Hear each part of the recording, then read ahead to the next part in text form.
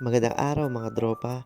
At dahil nga Good Friday ay hindi tayo nakabiyahe dahil may schedule din si Kuya JC sa MaxiCare at ngayon din ang schedule niya sa pagtanggal ng tahi sa kanyang sugat. At hinatid ko rin sila sa kanilang lolo sa Cainta at dito kami madalas dumaan sa may Sumilang Bridge sa may papuntang Buting. Dito ay napakaganda ng tanawin kaya lagi marami nakatambay dito.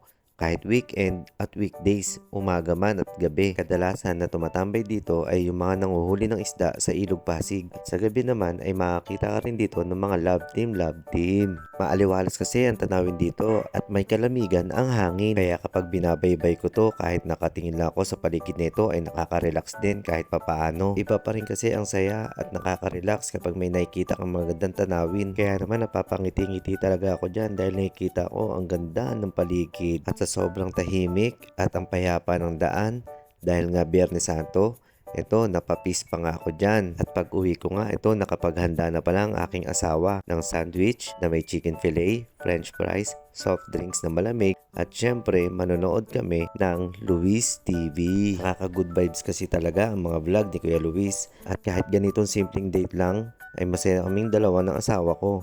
Kaya hanggang dito na lang mga tropa. Maraming salamat sa inyong panonood.